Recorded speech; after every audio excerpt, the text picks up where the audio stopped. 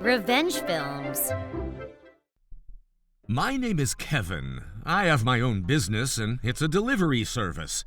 These days, it's become a delivery company that's pretty well known around the country. But to be honest, it wasn't always that way. I only graduated from middle school, and to start a company and make it grow this big as a high school dropout, I suffered a lot and went through a lot of struggles. I started this business all alone with just one truck, but I really valued my customers and the relationships that I had with them. As a result of gaining their trust and expanding my network, my business immediately grew. Nowadays, I have an annual income of more than $3 million. My life was so fulfilling that I was even able to collect 4 of the most valued cars as a hobby. Cars, only a few of which existed around the world. This year, I turned 35 years old, and I had a beautiful wife named Jessica. We've been married for 2 years now. Jessica had been working at a popular beauty salon ever since she was younger. And even back when I was struggling, she always supported me and stood by my side. I was really grateful to my wife. And from now on, I want to continue earning more so that my wife will be able to have a comfortable, relaxing life. At home, my wife and I got along and we had a beautiful household, but I actually had a sworn enemy. And unfortunately, that was my mother-in-law. When I proposed to Jessica and we were going to get married, my mother-in-law said, "There's no way that we are going to accept a truck driver who earns close to nothing to marry our daughter." That was her response, and she was extremely against our marriage. However, my wife and her sister and husband desperately convinced her otherwise, and we were somehow able to make our way to the altar. However, even after that, her harassment and bullying towards me was so awful that I didn't know what to do about it. I tried to avoid going to Jessica's family house outside of major family holidays, but even going to their house twice a year felt like hell. That's how much I struggled with my mother-in-law. One day, not long before the New Year holiday where I would have to see them, I received a huge delivery at my company. When I looked at where it was headed, I saw that it was directed to my in-laws' house. All the boxes were from an online shopping service, and there were countless packages from small bags to large boxes. At the same time, I knew that my mother-in-law was living off Social Security, and I knew that there was no way she had so much money to spare. I thought it was suspicious, but I decided to simply do my job, and I went to deliver everything to their house. I delivered the goods myself to their house, and my mother-in-law seemed shocked when she opened the door. My goodness, I was wondering who it would be, but if it isn't the peasant, what on earth do you want from me? Those were her first words. "I came here to deliver your packages, ma'am." When I said that to her, she didn't have anything to say, and my mother-in-law looked awkward as she accepted the packages. But then, the next thing she said to me was, "You better not say anything about these packages to Jessica, do you hear me? You better promise me you won't say anything." "Yes, ma'am, understood." I brushed it off and replied to her, but I couldn't help but be bothered by the number of packages and that strange request to keep it a secret. A few days later, since we were going to go to Jessica's family house for the New Year holiday, my wife received a phone call from her older sister. And then, on the phone, her sister said to her, "Hey, Jessica, Mom just got surgery on her lower back, and it seems like she's having a hard time. So we should try to get there earlier so that we can help out with preparing all the food." When Jessica told me that, I thought it was strange because I had just gone to their house a few days ago, and my mother-in-law didn't seem like she had any pain in her lower back at all. She was carrying all of the delivered goods normally, even the big boxes. I thought it was suspicious. However, because my mother-in-law had insisted that I stay quiet about an entire delivery, I decided not to stick my head in and say anything unnecessary. I always noticed that my mother-in-law doted on Jessica's sister, who was the eldest of the family, and spoiled her. She also really liked my sister-in-law's husband, who had married into the family and became the eldest son-in-law.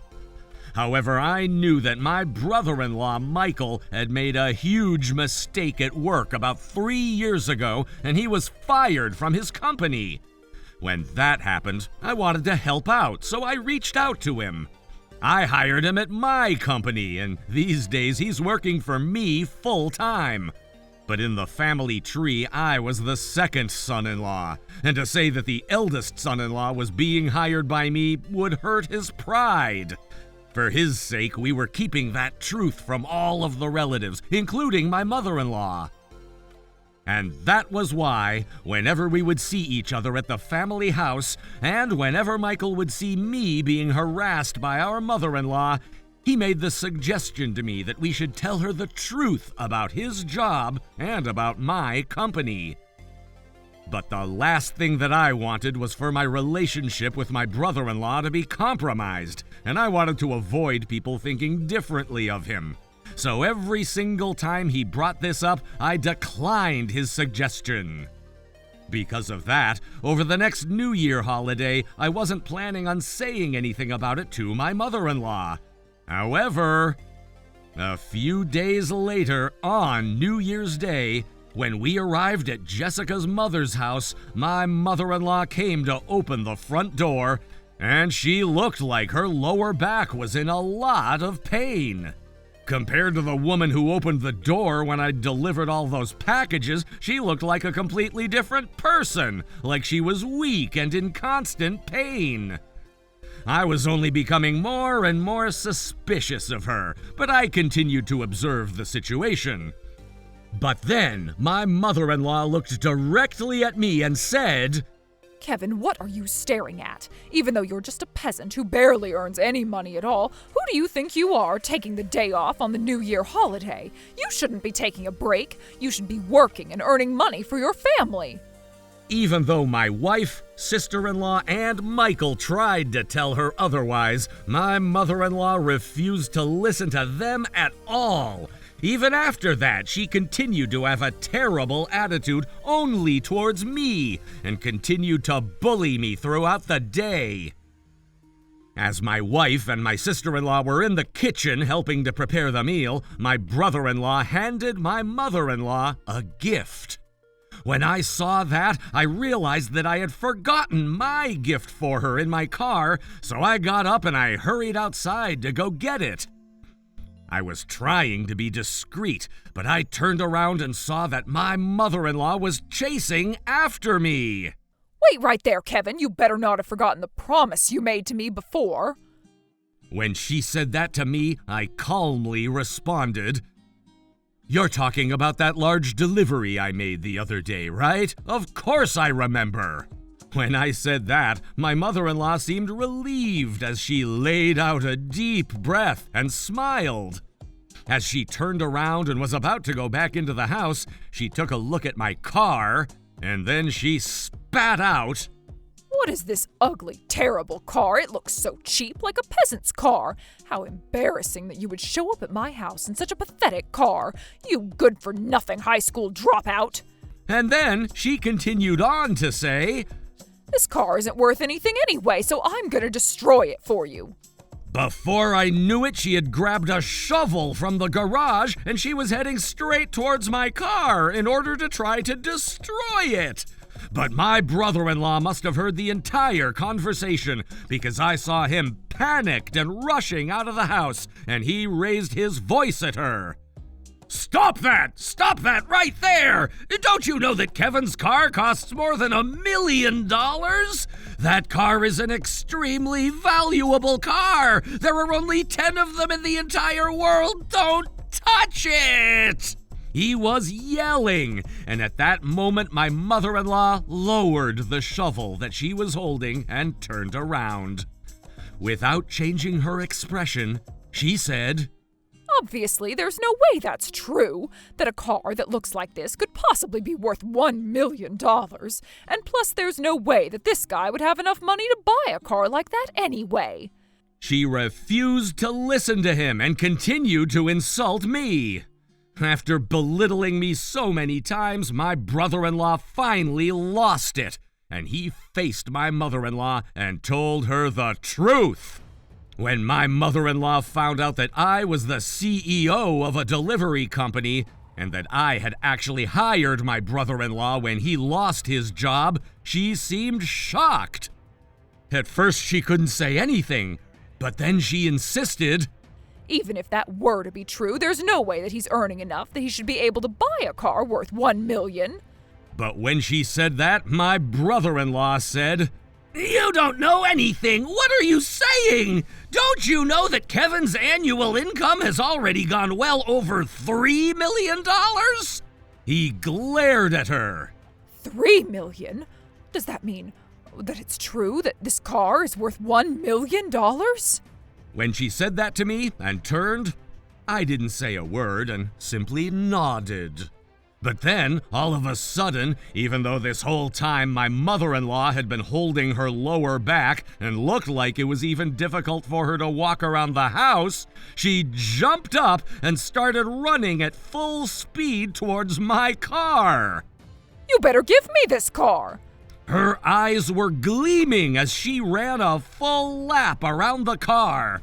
But then my brother-in-law said, "So, I guess you were lying that your back hurts, weren't you?" However, those words didn't reach the ears of my mother-in-law, and instead she was completely fixated on the car. At this point, she was causing quite the commotion, and my sister-in-law came out of the house wondering what was going on. When she saw her mother running around without any problems, she was furious. She stormed out of the house and grabbed her mother and confronted her, demanding that she explain what was going on. And then my mother-in-law quickly realized the situation she was in. This isn't what it looks like. She looked really awkward, as those were the only words she could say. But then my sister-in-law demanded an explanation and cornered her. And finally, my mother-in-law confessed that she lied about having surgery for her lower back.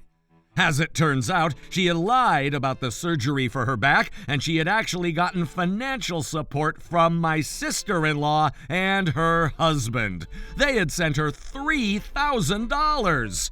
And that was when I realized that she had used that money to do all of that shopping online.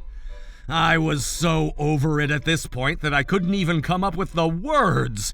And that wasn't all. I also learned that my sister-in-law and her husband had been sending her money every single month to help with her living costs. And even though the amount that she was receiving from them every month was more than enough for her to survive, she still lied about the surgery on her lower back, and she fooled her own daughter to get a lot of money out of them.